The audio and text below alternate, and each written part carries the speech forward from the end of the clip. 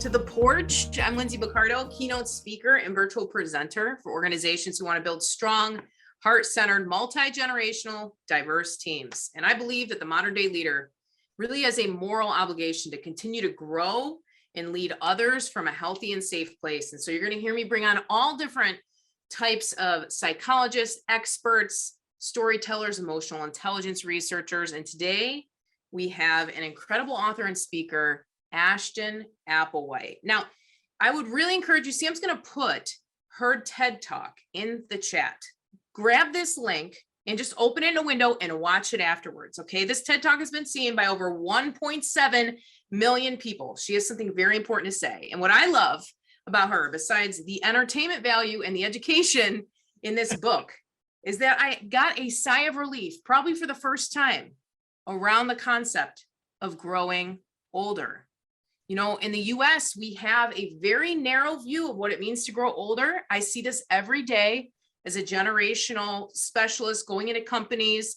Companies typically want to hire the young, fresh bucks, and then we don't know what to do with people who are in their last season of their career and everybody needs to retire at 60. And I would watch these ageism conversations unfold all around me. And when I found Ashton and when I found this book and her TED Talk, I thought, if there's one person I can have on the porch before the end of the year, it's her. So thank you so much for being here, Ashton. You have so much research. If you love books that actually do research that aren't just a bunch of opinions, Ashton is your person. Her book, this is one of her books, This Chair Rocks, A Manifesto Against Ageism. We are going to give you a link later for this. We're going to give some away. I'll send it to you directly. We'll give some mugs away later. But Ashton, thank you so much for being here. Your work has truly transformed my own view. My work is done. I can get off now. Honestly, we're good. So if you want to head off, I will just give people my 8-page breakdown. I do say that my book is guaranteed to make you feel better about the years ahead. Age is real, and it is an important identifier. We tend to give it more value than it deserves. It's like in like dating relationships. It's like age doesn't have that much to do with compatibility unless you want to start a family or do extreme sports, just as one example. Yes. Yeah, but we do notice age, and in an ageist culture, we attach value to that number. We can't help it. It's subconscious, and that's the thing we need to check. That's it. There it is. We all, and that's what's so interesting is sometimes it's a fact. It's just, not a big deal. And then other times there is a bias that we naturally have. And the irony, which you point out so well, is that we're all going to get older. Well, we are all going to get older, and ageism is prejudice against our own future selves. But, that implies that ageism is somehow more idiotic or wrong than other forms of prejudice, and all discrimination is wrong, and they all support and reinforce each other. So we're not going to get rid of any of them without addressing them all. The flip side of that, though, is when we chip away at any one of them, we chip away at the fear and ignorance that underlie them all. So activism is intersectional too. That is fascinating. That is fascinating. That you see it in DEI, like the things we learn about how to address our interracial bias also relates to gender bias. Because at the end of the day, you start to realize, maybe I really don't know. Maybe my brain is writing a story that's not true at all. That was fed to me, that I've consumed, that I'm living out, and I don't need to do that anymore. Yeah, I mean, you can't get rid of it all. We have to stand somewhere. But if you can be open to, I've just started to realize about how so many ideas I thought were much more fixed. Age, clearly we move into and out of age privilege, but the same is true of gender. Or if you're a trans person and if you transition, it doesn't mean then you move to a fixed gender identity and that's where you live from then on out. Your even racial identity, I just learned this year, depends on the context to some degree of where you are. None of this stuff is fixed. It's all a moving target. That's so well said. It reminds me of like nature is always shifting, always growing, always moving. The only things that are really fixed are man-made concrete buildings. They won't last forever either. And they won't last forever. That's, this other piece that you bring up that brought me a lot of hope was this idea of the happiness U curve. Would you share a little bit about the truth? Because we tend to think, oh, when I get older, I'm going to be miserable. I'm going to be depressed. I'm going to have dementia. but you found something very different in your research. This is not my research. This is research that has been upheld by dozens of studies in the US and around the world. So thank you for pointing out every fact in my book is substantiated by blue chip science. And this one I really checked out. Thank you. There is a lot, 30 pages here. So it's called the U curve of happiness, and it shows that people are happiest at the beginnings and the ends of their lives. And when I first encountered it, I thought, well, they can't be, because we all know it's going to suck. And then I thought, well, it must be true if you're wealthy, or true if you're healthy, or true if you're married, or whatever. And the curve obtains across class, across marital status, whether you live in Australia or Zimbabwe. It is a function of the way aging itself affects the healthy brain. Wild. Because we get better at not sweating the small stuff. I mean, there was a very more narrow example just came out of the Stanford Longevity Center, which did a study of how people responded to the pandemic in the early, really terrifying days. And older people, even though we by and large were more isolated and 100% or more at risk, showed more resilience just because we've been around longer. You won't catch me saying old people are wiser. Some old people haven't learned a thing along the way. Some young people are wiser, but we have been around longer. And just knowing that we have, had our heart broken and somehow managed to, get through it, feeds the knowledge that we're probably going to get through it, right? So that is part of the curve. We also become more selective, and this is really in our 80s and 90s, although any generalization on the basis of age is problematic. We get more selective about how we spend our time and who we spend it with. And so the curve, my mother-in-law used to say, I don't believe that for a minute. And I'd say, well, thank you for disagreeing with the best substantiated statistic in the whole book. That is wild. There's so much.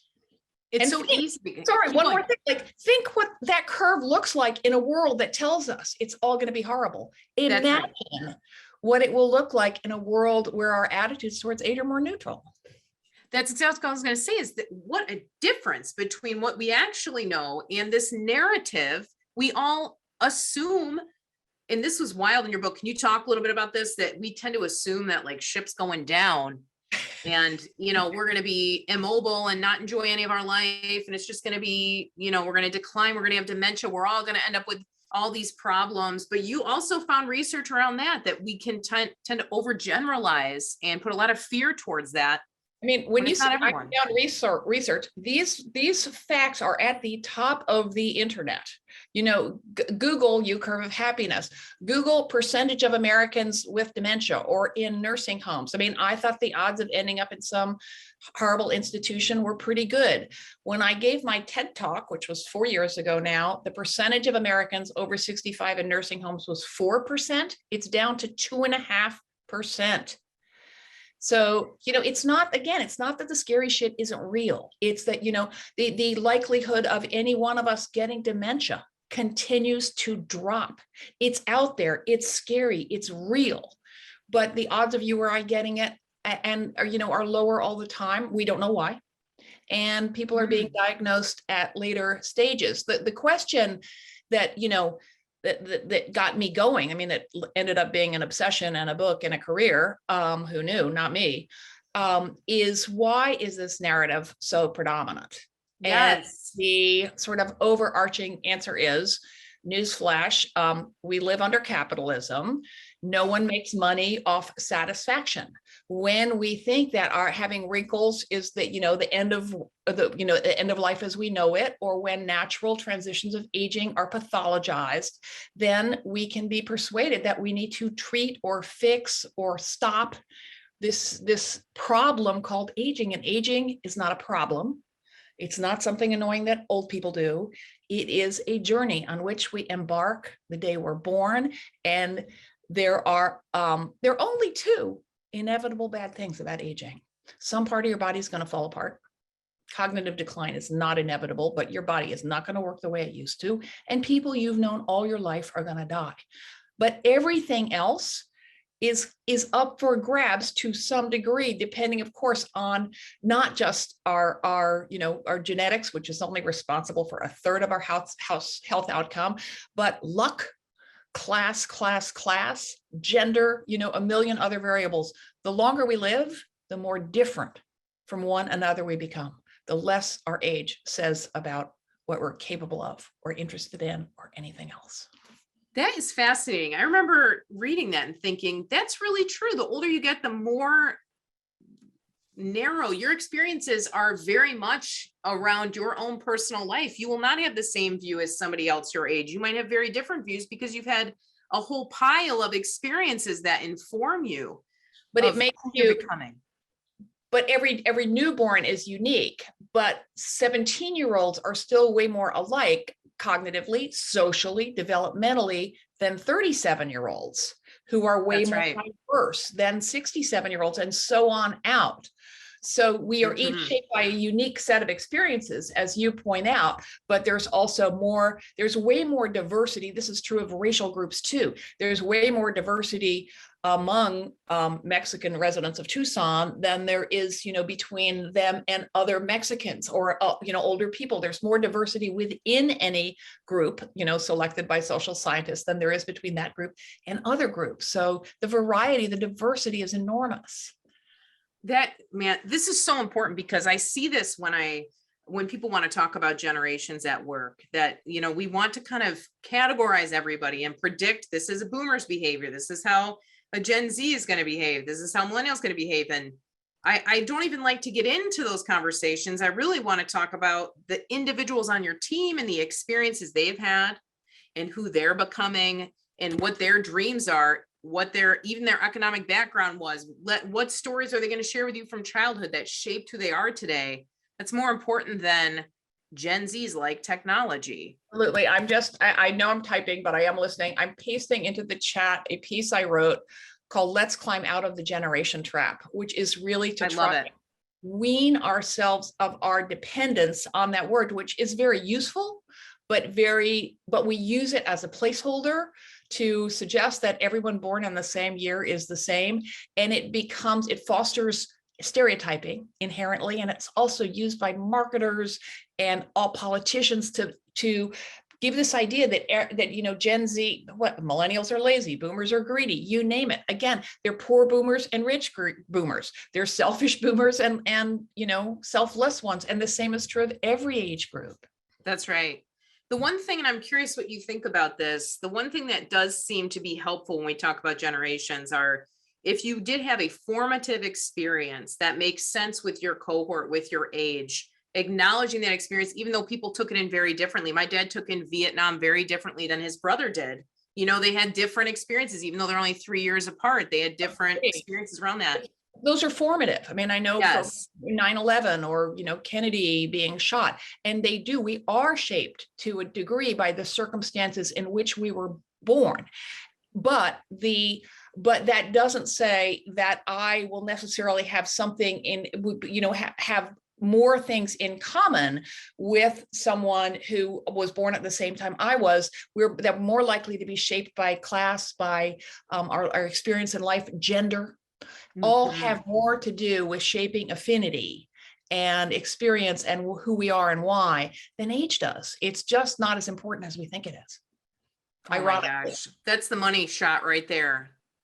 That's it. I know it's a little weird to be thinking all the time about age and why it should be less important, but it's less salient, right? It's real. I would never, it's important, I think, to say how old you are, which is one of the hardest questions I have to address. It's so simple. Ideally, say how old you are, but say, I want you to tell me, I'm happy to tell you I'm 69, but I want to know what changes in your mind once you have a number. Let's talk about why we need to know, why we feel like we need to scratch that itch. It's a little like white people, typically asking someone who is not white looking, like, where are you from? It's good to be, nothing wrong with being curious about where someone's from, but all too often, questions, we have to think about why we want to know is the basic thing. We're not well said. Why do we think we need to scratch that itch? And what would sitting with that ambiguity do. I mean, you must run into this all the time with HR people and hiring people. Suppose you didn't know whether or not they were fat, or whether or not they were white, or whether or not they were young. You'd have to listen to what they actually said and look at what they've actually done. And wouldn't that be a lot of work, really hard, but a better outcome? That's, man, you're getting snaps in the chat because we're understanding this is very nuanced. You have, in the last, since I've been reading your book in this last month, I'm really understanding the nuances that you are parsing out and helping to illuminate so that we don't end up in these big biases, these big, this is how this group is, this is how this group is, this is what you can expect from this. And you're right, it's a lot of work. At the same time, we do have cognitive shortcuts that tell us, oh, this pattern is usually this. Oh, things that have green leaves are usually plants. You know, we do have some patterns that we use, but this is where it gets us in trouble. Are you familiar with an experiment? And I should find out what orchestra did it. I think it was in Europe, but they realized the orchestra was, shocker, mostly white men. And they started conducting blind auditions behind a partition. I remember this. There was they ended up, they put a carpet down as well, so they couldn't tell anything from people's footfalls. And even though people had, or perhaps weight, you know, even though the intention of the committee was to diversify, when we all have unconscious bias, no judgment. And when those biases were not given, you know, provided with an image of the person in front of them, the actual person, those biases were, what's the word, disengaged, right? They couldn't come into play. And guess what? Orchestra's diversified. Wild. Why do you think it is that we believe like we won't have something in common with somebody 40 years older than us or 20 years younger than us? What gets us stuck in that belief? I think what gets us stuck in it hugely is age segregation. We live in a huge age segregated society. I mean, until in the 19th century, most Americans didn't even know how old they were. People didn't even track their birthdays. People didn't live as long. But it just wasn't as big a deal. The one-room schoolhouses sounds hokey, but you know, school came into play, and it got divided up, and it got extended into, you know, graduate school more and more, and that's very siloed. Although, you know, we're going to see, as people keep living longer, people are going to keep returning to school. All these separate silos are going to get all mixed up. I mean, this longevity is new. And roles and institutions have not had time to catch up, which is why it's so important to address ageism now before it becomes entrenched. And you know, if you think about the horrible way racism is embedded in the history of this company, which is a unique and uniquely ugly story that deserves, I think, most of, you know, the biggest piece of our attention if we have to choose because of that. But, you know, we have a chance now to tap into the social capital of millions more healthy, well-educated people than ever before. Most people who are relatively unbiased are around people who don't look like them, who, you know, aren't all heterosexual, aren't all white, aren't all old or young, whatever. So, you know, one of the things I urge people to do is, you know, to try and mix up your friendship group, not just race wise. I mean, embarrassingly, my friend cohort is still pretty white, working on it, and it's very, very age diverse. Think of something you like to do and find an age diverse group to do it with. That's brilliant. You know, you can't just go grab an old person or a young person. I gotta go get an old person. See you later. I need young blood. But if you know, the minute you are engaged in a task together, you may like that person or not. You may think they may be good to work with or not, but it's going to be because it's not going to be because they're old or young. It's going to be because you have compatible talents, or you're interested in the same thing, or whatever. Man, this is so important to recognize that we all have this predisposition to do this. And when we are around diversity, we start to see that narrative that isn't actually true. This narrative isn't true. I'll tell you, during the pandemic, I had a nurse come to my house. I got a life insurance policy because pandemic. And when she got out of the car, true confession, and I've shared this publicly before, when she finally got out of her car and I was peeking out my front window, I thought, they just sent the oldest nurse in the state of Indiana to my house. This is going to take a year and a half. And she comes in And she's taking all these parts out, she's taking all this medical equipment out. She finally takes out an iPad and a stylus. And I thought, this is going to be my entire day. I'm going to be sitting here with Pam, just trying to get this done. And when she went to take my blood, I realized, oh, I've gotten really tense and biased. I've got a lot of stories about this person in my mind. She went to take my blood. I didn't even feel her take my blood. I didn't feel the experience. And I thought, Pam, you must be the most experienced nurse I've ever had. How are you doing this? And I kind of joked with her, and she's like, I've been doing this for 40 years. This is nothing for me. I do it to stay active. And I finally loosened up and realized this is my problem. She's fantastic. We had an awesome conversation. We had so much in common. She loved dogs. She loved taking care of people. She was very active.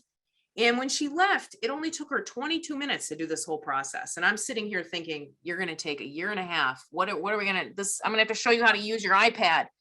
I was completely wrong. And it's so good to have these juxtaposition moments where we realize. Well, it's good if you can be open to learning from them, which you clearly are. I mean, a less entertaining version of from my end, although it does have an entertaining coda, I ended up in the hospital with a kidney infection. Oh. And I looked around and all the doctors looked about 12. I mean, and I'm experienced enough that I could go, well, they may be 12, but thank God for that, because they'll have plenty of energy or whatever. But I started to feel really old when cops and firemen started looking young to me. Mm-hmm. That's real. We get older. We age in relation to others. That just happened. I had a dental hygienist. I'm like, you are 14 years old. I don't know what to do. And you just start to realize that we naturally do that. And we can also, once we become aware of it, we can say, do I really want that to be the story? Do I really want to be miserable in this experience and treat this person in a way that isn't helpful? Right. Or kind, really. Yeah. This is the piece that I thought there were so many good. Please, this book is entertaining. It's well researched. It will give you a sigh of relief. I've got to say that. And as somebody who talks a lot about generations in the workforce, usually what I'm talking about is ageism. There really is, very rarely am I saying this, never, this entire generation has this characteristic. That's not even how sociology works. That's wild. A perfect example is that millennials, and I guess this stereotype will soon transfer over entirely to Gen Z, but millennials are always opposed to boomers because we're their parents, is that they're disloyal and change jobs a lot. When my age cohort was that age, we did too. That's what you do. It's developmental. 20s and 30s till you figure out a career path. It has nothing to do with when you were born. It has to do with the age you are. There it is. There was research around millennials. I think the book is called Generation Me. It's somewhere on here. And at first, the data seemed to be showing that millennials had more narcissistic character traits. And that's hard to do. That's hard to measure that. But actually, researchers went back and said, let's look at this data from a couple different angles. You know what they found out? Everybody who's under 25 will more likely mirror narcissistic personality traits because they don't have their executive functioning in their frontal lobe yet. They will naturally behave more self-focused and self-interested and insecure. And the concept of generations itself has no scientific basis. There's never been a set of statisticians, demographers, sociologists who could agree on a definition. And if you can't agree in your parameters, you can't collect evidence because you can't agree on the rules for the evidence. You're really talking about marketing. That's where we started generational trends. Well, the concept was introduced by a right-wing think tank in the 70s as a way, the concept of intergenerational conflict. There is no evidence anywhere that old people don't care about young people or that young people wish all the old people would die. I mean, when something like, boomer remover at the beginning of the pandemic shows up, it gets a lot of attention, which it deserves. But that was a flash in the pan. It's an extreme thing, and that is magnified by social media. But it was a way to pit the generations against each other as a rationale for sort of this neoliberal idea that every person's on their own. We don't need to support people across the age span, et cetera. And when times are tough, we look for scapegoats. We pit, and all prejudice pits people against each other to benefit people in power to benefit the status quo. Wild. I didn't Yes. make that up. That's, that's out there. There's a That's great, also in the back of the book. yeah, if you want to understand any problem in the US, this is a quote from historian Amos Wilson, I believe. It's not mine. African-American history professor. If you want to understand any problem in the United States, don't look at who suffers from it. Look at who profits from it. That's perfect. Ageism in the workforce is beneficial to employers, just like the gender wage gap. Mm-hmm. It can pit younger and older workers against each other. Really common stereotype. Old workers are expensive. Young workers are cheap. We'll factor in all sorts of, the complexities of the fact there's much more turnover of younger workers, and older people may want to work part-time, may have supplemental health insurance, et cetera, et cetera. It's never that simple. You said that, and you talk about this too. I think is it chapter 7 or 6 in the book? It's all about work. Ages at, let's see. I mean, there's this notion old people take jobs away from young people. No, that's right. To that at all. It's called the fallacy of the lump of labor. Otherwise, all these women flooding the job market during World War II would have, rejiggered everything. The amount and nature of work is not fixed. Olders and youngers don't typically compete for the same jobs, et cetera, et cetera, et cetera. And you also said older workers are indeed likely to command larger salaries, but inexperienced hires need to be trained, which is expensive. And then they're likely to ask for raises, and turnover is higher. Retaining older workers reduces turnover costs. And institutional knowledge. Yes. Most older people, if we can afford it, don't want to continue to work, 40, 50, 60 hours a week. Don't ask me why I'm working harder now than I ever have been. But I'm lucky. And I make my own work and I make my own hours. But a lot of older people, what makes sense is for olders to be able to transition gradually out of the marketplace instead of being humiliatingly shown the door or forced out. I mean, the stories out there are legion and heartbreaking. Mm-hmm. Right. But to transition out and to train younger people, whoever takes their place, whatever age they happen to be, in what they know and passing on. Think of the value of that institutional memory is to the company. Oh, absolutely. I see people from HR come to me and say, we need to hold on to the wisdom that has been learned and executed by older generations. It feels for the older person to be told this thing that hopefully, you got really good at and that you like doing is valueless. You're trash. You're out the door. Yes, it is heart-wrenching. And you talk about this idea even of retirement this concept of retiring needs to be reframed. Yeah. I mean, Can you speak to that? Well, it's a huge idea. There's tons about this on the web, but the whole idea of retirement at a fixed age, which is typically 65, pegs to that idea of silos that we were talking about. Mm-hmm. You go to school and then you get married and have a family, and then you retire and spend, the last piece of your life and you're, I don't know what, golfing is always the cliche.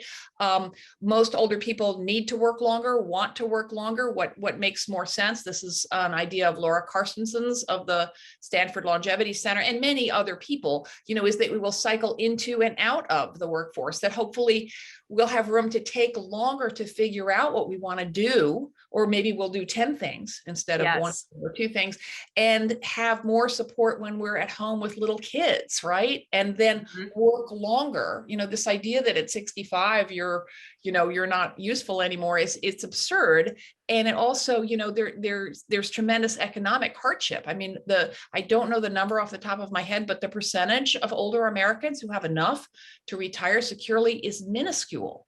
And of course, if you are Black, you have way less. If you are a woman, you are prejudiced. If older men have hard time getting jobs, they have done big experiments with a woman's, just to substitute a woman's name on the resume, far fewer not even callbacks, calls at all. Yes. And I'm sure you're familiar with the study that if someone is named Greg Jones, he'll get a call back sooner than, the girl version of that name. And if your name is LaShonda, you've had it. I mean, there's just all this built-in prejudice entrenched in the hiring process. That is so important to be aware of. And I'm sure, it's one of those things where if you've experienced that, you may be more aware of it. If you happen to be on this call and not experienced it, then this is your chance to think about how can we change our processes? Interestingly, ageism in the workforce is often the first form of prejudice that white men encounter. And they are horrified. And who can blame them? It's a really awful. It's a shock. I mean, I remember in my 20s, I had a boss and I don't think I even knew the term misogynist at that point, but he just the head of the editorial board, he just flat out was more interested in listening to the guys, and I was ambitious and I was with a bunch of smart women and we didn't get the same kind of traction, and it was ugly. And I didn't have children to support, I didn't have any debt at that point. I didn't, the stakes were lower and it was still profoundly disheartening. And, to put it, it's just unfair. It's just wrong. Any form of prejudice. Yeah. Any discrimination against something, some aspect of ourselves that we cannot change. It's curious to me that age has taken so long to make its way onto the DEI agenda. When I ask people what they think of as criteria for diversity, some say age, it's often missing, but I'll tell you, when I say, what about age? No one says that's a dumb idea. Let me get back to you. They smack their heads. So we need to make sure we need to hitch age to the intersectional sled is how I put it. And just make, we're getting pretty good at noticing if it's a manel, panel entirely of men or entirely. Manel. I'm going to use that. Never heard that. I didn't make it up. But if it's everyone on the panel is under 40, we need to call that shit out too. Why do we assume that's better? It's not. There is a bias towards youth in an interesting way. And even the idea, like in the tech world, that's the first time where older white men think, I've got to look younger. I've got to look, maybe I'm getting Botox. And men are really doing this to. And those are skilled white men in their 30s. So imagine sex further down the food chain. This reminds me, when my dad turned 40, I was in elementary school and he had an over the hill party. Do you remember these over the hill parties? I'm happy to say I don't have personal experience with any of them. Brilliant. Good. It must have been a thing in the 90s. It was the 90s. That's just the excuse for most things that went. Go down the birthday card rack at your local CVS and it's full of over the hill birthday cards. So we are not done with that. Imagine though, and you mentioned this, and we see it across the board in the coaching world. The moment that you place these ideas into somebody's head, you are old, you are less valuable. They act it out unconsciously. I mean, here's a bit of, you talked earlier about when during the Zoom, when Zoom failed me, about old and young, the words old and young. A writer named Margaret Gillette had framing the first time I came across this, of think of us as divided into young and no longer young. If youth is the price commodity, when do we stop being young? I put my foot in it because there is no dividing point between old and young. Obviously, right. A 4-year-old will assure you that she is older than her 3-year-old sister, right? So there's perception. Right. But there is no point, and we need to, we need to question this idea of this value of thinking of youth itself as a value, because certainly in the work, in tech in China, I have heard of companies not wanting to hire people at 30 because they might have children, they might have other obligations. Certainly 35, 40, you are no longer young. Well, that's a third of your life. You really want to go through 2/3 of your life feeling, undervalued as a human. The wrong age. Yeah. No, but it's worse than that. It's like, it's that who you are has less value in the world as a human being, not just a cog in a machine at an office, as a human being. Yeah, that's very well said. And on the other end too, if everybody's perceiving at 65, you're out, you might live another 30 years. When we talk about lifespan, and you feel like you don't have a purpose. What was the name? And I'd have to look it up, but what was the name of the organization that helps people who are trying to transition out of retiring and give back to the world? It's encore.org, probably. Encore.org. That's right. There are a lot of them. There's been a lot of, they do terrific work. I'm a huge fan. But what I'm working at is an even big, is culture change. And I do want to make Yes. a point. We've talked a lot about prejudice against older people, but ageism is any judgment on the basis of age, including you're too young, and younger people experience a lot of it too. I mean, there's this Mhm. paradox when you're trying to get a job, and that was me once, where you can't get a job because you don't have any experience. Well, you got to hire me. Someone has to give me that first job, always, of course. And I just heard a brilliant answer. One of the soul sucking things that older people hear if they get an interview, and they send out hundreds of resumes. And believe me, these are intelligent, people who know how to work an iPad, and Yeah. who are wearing bell bottoms, and they just, no one even opens the door. And then they hear you're overqualified. And so I heard someone say, there's no such thing as overqualified. I'm either qualified or I'm not. So if I'm qualified, let me tell you about how. Let's acknowledge that I'm qualified, right? And not even Yes. go there. And I really like that. That I have heard this happen many times to people, this excuse of overqualified, but I know I'm actively going after this job for these reasons. So That says is what you spent your life learning to be really good at is valueless. It not only is valueless, it's crushing. handicap, it's crushing. And, if you can't pay your bills, you can't afford to join the revolution or, anything else. Mhm. That's, Mhm. Insta support or whatever. I mean, this is such an interesting, when you talk about this, it's very deep for you. This is about acknowledging humans as fully valuable. From start to finish. I mean, if you had told Yes. me 15 years ago that I would be fascinated by aging, I would have said, why do I want to think about something icky and depressing? I mean, I started thinking about it because I was so apprehensive. It is fascinating. For a generalist like me, it is how we move through life. It intersects with every domain, with philosophy, with biology, with sociology. I mean, you're probably like me, closest to a sociologist if we had to put a scholar, but economics, politics, literature. There is no domain to which it's not relevant, and it just gets more interesting all the time. And that's so true. And that this piece, you pull in these different practices, even just the concept of developmental psychology that plays into our perceptions of people and of perceptions of ourselves. There's a lot of layers here. This is a nuanced, it's not just about old people or young people. It's about this nuanced approach and almost a humble approach about when we approach somebody, there are 10 different factors, more than that, thousands of factors that bring them how they show up, their temperament.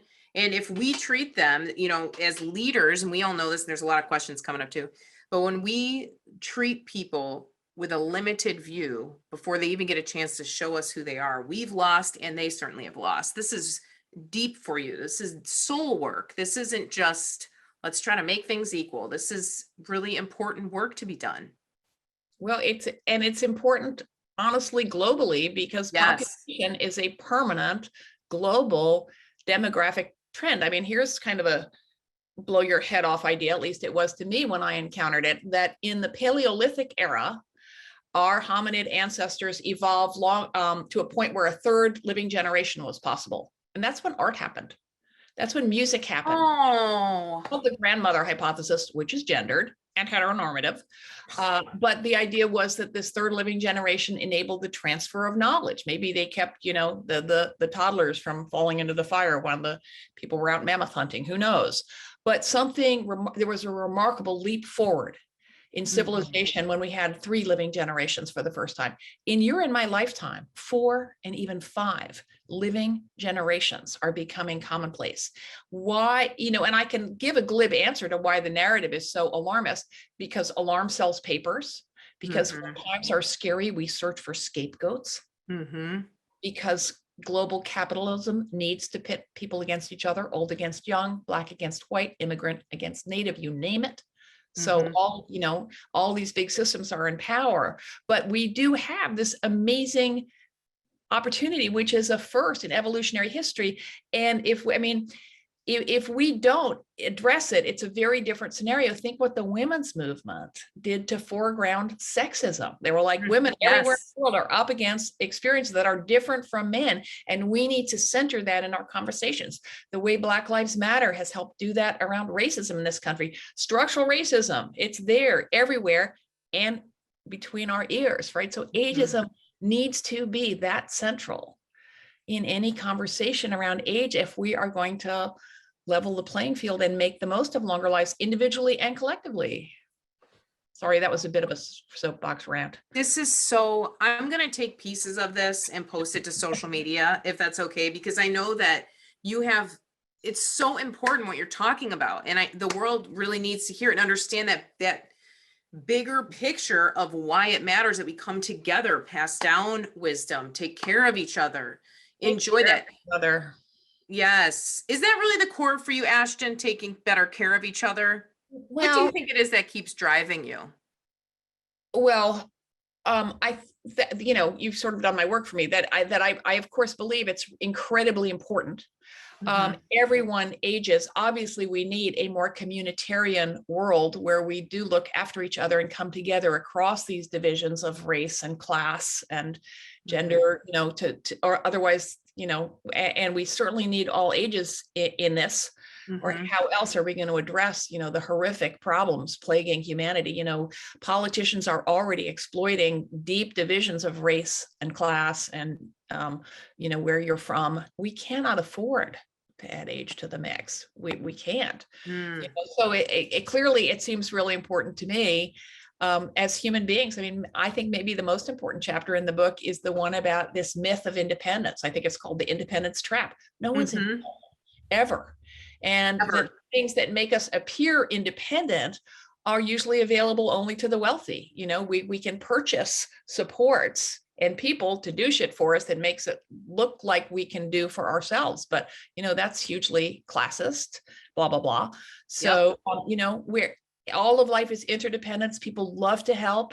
These are two-way transactions. And if we could destigmatize that, a huge amount of toxic masculinity is bound up in this idea that if you ask for help, need help, you're not a real man, you know, and you know, and I haven't even touched on the intersection between ageism, ableism, you know, prejudice against people with disabilities. And so much of our fear about getting older is about how our minds and bodies might change.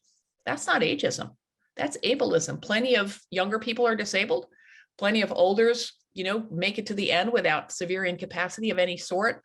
So we need to look at all the way all these things are bound up and think about, you know, where the stigma, you know, asking for help is hugely stigmatized, and that is messed up. It's very interesting that you say that, because you're right. This is the richness of life, is how we come together for each other. But then we have this other drive towards some type of independence and you're exactly right. Everybody even people that study success on the positive side, Malcolm Gladwell would say, no one ever makes it alone. Doesn't matter if you're a rock star, doesn't matter if you're an engineer, no one ever makes it alone. And I always like to remind people, Beyonce has 84 staff people. She's not just Beyonce. When people say Beyonce has the same 24 hours you do, I say, no, she doesn't. She has 84 staff. She has 24 times 84. Wow. It's wild. That's sort of terrifying somehow. I know. It's very scary. Okay, we have so many questions. I want to honor your time, and I want to make sure that we can ask you a couple of these. Would that be okay if we jumped into these in the chat? Of course. Okay, perfect. Thanks everyone for showing up. Oh, yes. Well, I thought this was good. Michelle said, I never thought about ageism until I realized I'm significantly older than everyone on my team. This is I'm interested, Michelle, in seeing how this plays out for you when you think about this. Another question I want to find, and Sam, if you have questions, I'm scrolling right now live, so I've got to make sure that I don't miss one. Oh, here's one. Yes. What are some of the wonderful things that you've learned in your research about aging? What do we have to look forward to as we age? Let's go to page 64, everybody. That is unique for each of us. You know, we each need to negotiate this stuff, which is really complicated, in our own way and at our own speed. So I would say two things. What age confers confidence. and Mhm. comfort with yourself. I mean, for sometimes, and I do tend to think of this in a gendered light because ageism combines with sexism. Wait for it, to this narrative that that men become distinguished and women suddenly like reach an expiration date, which is tied to menopause. Wonderful to see menopause coming out of the closet and people starting to destigmatize these changes. So, I mean, many women are liberated. For many women, late life is the best time of all because we are liberated from these punishing expectations of what we should look like and should sound like. I mean, I've heard so many women say, I give fewer F's, Yep. and that is hugely liberating. I mean, I know myself better. I would say that's my favorite thing, but it could be completely different for someone else. Here's a thought experiment. I love it. Would you actually want to be younger? I ask people this and people's faces light up for a second and then they're like, wait a second. I'm like, no, you don't get to just like swap out, the battered bits. You're looking at someone who just had a total shoulder replacement. Speaking of swapping out the battered bits. So these things do happen, but not just the body, but, wipe the slate clean, go back to an earlier point. And the answer is no. No matter how apprehensive people are, we know that our years make us us. What that feels like is different for each of us.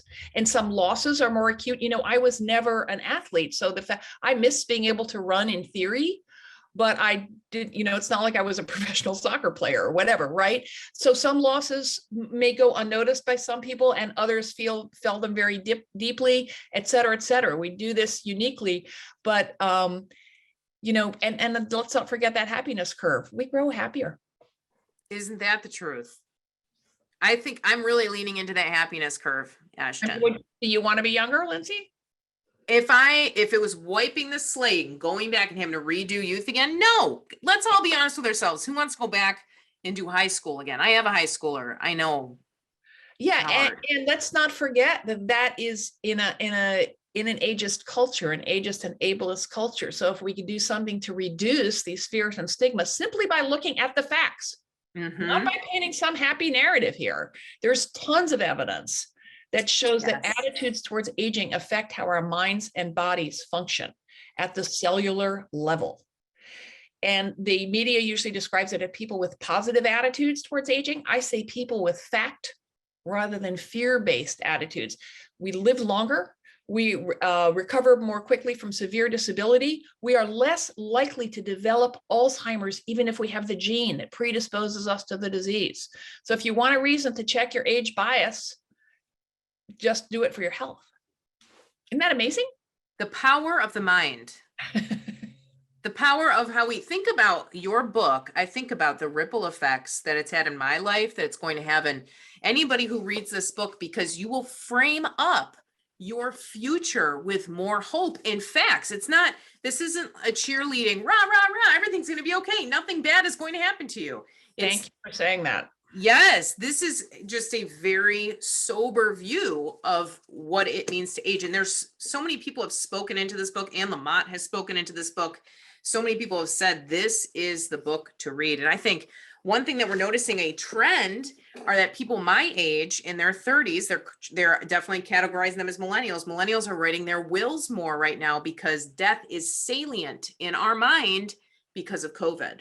Just like I got life insurance, I thought I was unique. Like, I'm thinking ahead just in case. And an insurance company I work for, they were like, Lindsay, you're not unique. We have done more life policies than ever. Everyone is doing this right now. So if you're thinking about death, or you're afraid of it, or you're afraid what is going to happen, this might be the first time, even developmentally, we typically don't think about this till we're over 25.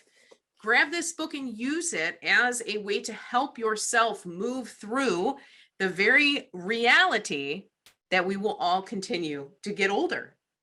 It's so important that we take time to do this. There are a lot of questions that people had. I'm going to ask you one more, and then we're going to do a giveaway. I'm giving away 3 of these books. I'm going to have it shipped directly to you, or I will get you the digital copy if you are if you want to read it on the plane and you don't want to carry a book with you. We're going to give 3 of these away with 3 of these Porch mugs. So we're going to do that after, but I'm going to ask you one more question because there's so many here. And Ashton's got tons of interviews out there too, by the way. If you grab this book and you also just want to hear her talk about these ideas, go to your podcast. If you're a podcast person, she's done plenty of interviews there Yeah. too. I also have a blog called Yo, Is This Ageist? Where Which I is have both hilarious. written Yes. and video. I have a YouTube channel where I record short video answers to questions that people ask me. And I've been thinking out loud at thischairrocks.com is my blog, and I'm active on social media, blah, blah, blah.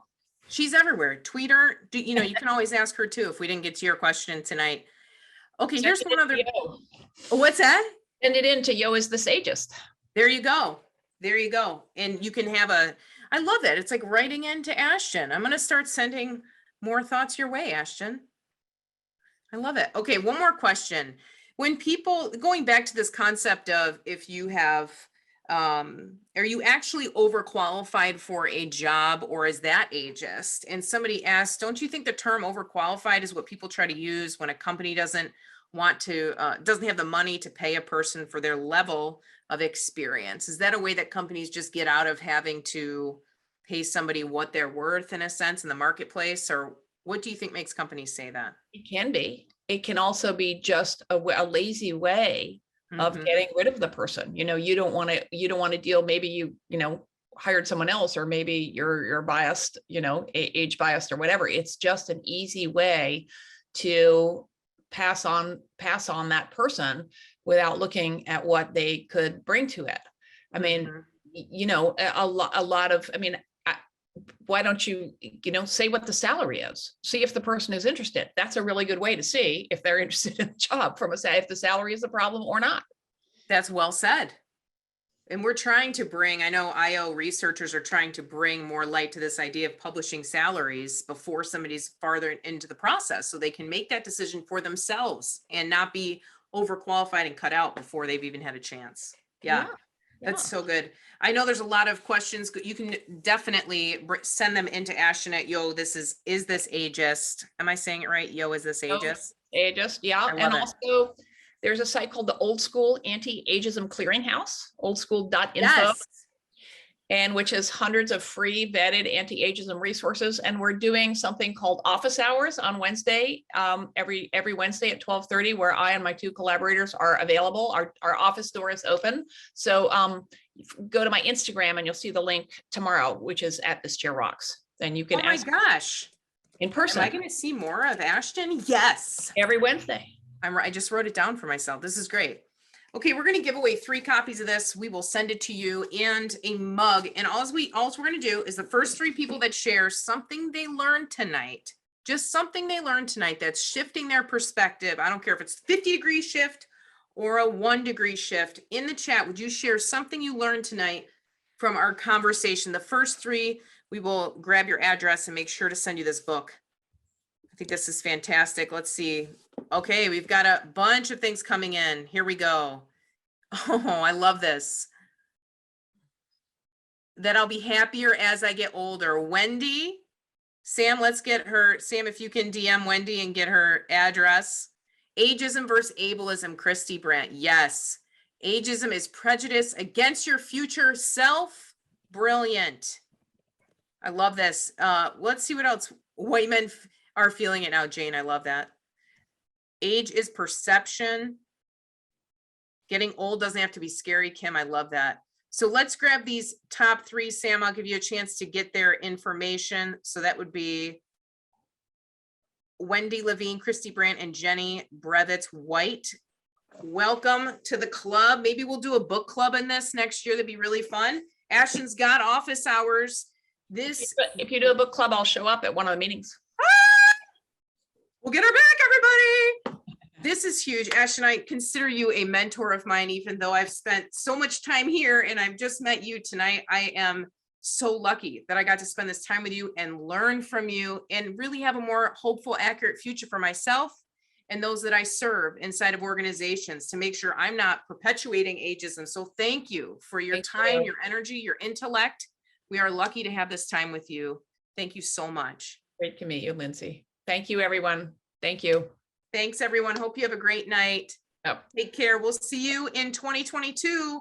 Let's get a book club going. You know where to find me. Let's do it. Thanks, everyone. Bye. Bye, friends.